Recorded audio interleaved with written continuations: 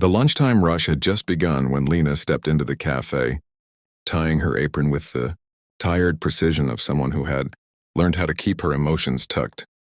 Behind a quiet smile, she moved between tables with practiced grace, greeting customers with warmth even on the days when she had none left for herself.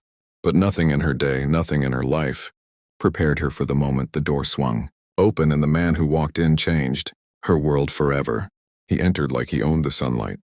A tall, sharply dressed billionaire named Wolfgang Adler, known across Europe for his cold business sense, sharper tongue, and complete disregard for anyone he considered beneath him.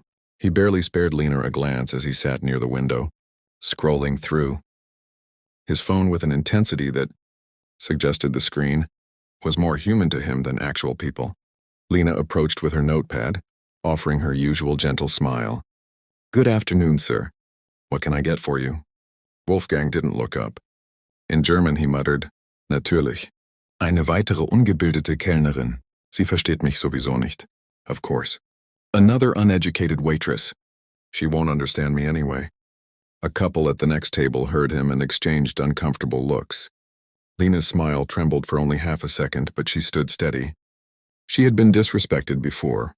Poverty teaches you to swallow humiliation like dry bread. Still, something inside her, a quiet dignity, refused to crack.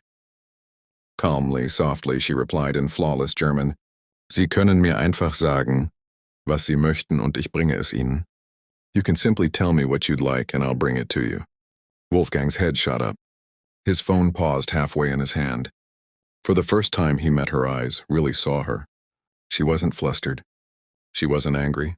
She was calm, composed, and unmistakably confident. It was he who looked shaken. "You speak German?" He stammered. "I speak 5 languages," Lena said gently. "Would you prefer another?" The tables around them grew silent. Even the hum of the café seemed to dim under the weight of the moment. Wolfgang blinked, surprised, embarrassed, and irritated all at once. He wasn't used to being corrected, and certainly not by someone in an apron. "What's your name?" he asked stiffly.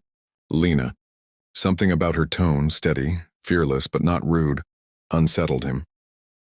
To cover his discomfort, he ordered brusquely, still in German, and handed her the menu without another word. As she walked away, he found himself watching her movements, noticing the way she helped an elderly woman with her chair, the way she smiled at a crying child, the way she treated everyone with a gentleness he didn't recognize. But the real twist came 10 minutes later. As Lena returned with his order, a sudden commotion erupted from a nearby table. A young girl, about 12, struggled to breathe, clutching her throat. Her mother screamed for help. People stood frozen. Wolfgang jolted upright, but he didn't move, just stared helpless.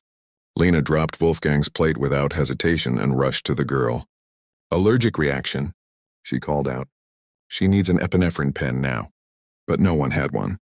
Without wasting a second, Lena kneeled, lifted the girl's chin, and checked her airway. Her calmness was astonishing. Wolfgang watched, transfixed, as the waitress he had just mocked became the most capable person in the room. "Call an ambulance," she instructed firmly. "Now."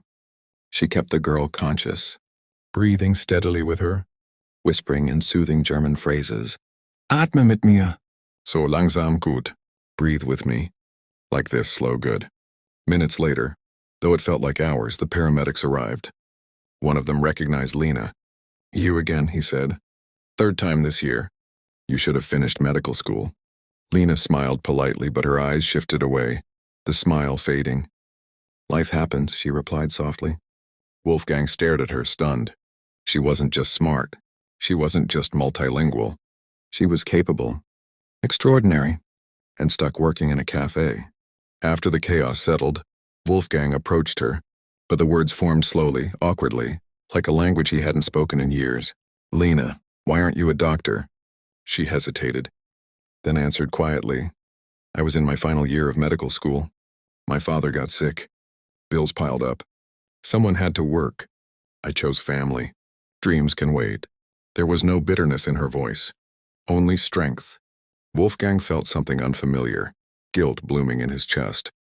The billionaire who mocked her for being uneducated now realized she had sacrificed everything for the people she loved. She possessed more heart, more courage, and more dignity than he had ever shown with all his wealth. That night, Wolfgang couldn't stop thinking about her. He replayed the moment she replied to his insult. The calm fire in her eyes, the way she saved a life with steady hands, the way she put others first. The next morning, he returned. Lena was wiping tables when she saw him. She stiffened slightly, bracing herself. He walked toward her with none of the arrogance he carried before. "Lena," he began, "I came to apologize. I behaved disgracefully. You deserved better. You deserve much more than this." He gestured around the cafe. She didn't say anything, simply waited. "I want to help you finish medical school," he said finally. "Full funding. No conditions. No debt, just an opportunity you earned long before we met." Lena blinked. "Why?" she whispered. "Because talent like yours shouldn't be lost," he replied. "And because I was wrong about you. Completely wrong." Her eyes softened, but she shook her head. "I can't accept charity." "It's not charity," he said gently. "It's respect." Silence stretched between them. And then slowly Lena nodded. 6 months later, Lena walked into her first medical lecture again, her head held high, her dreams no longer buried.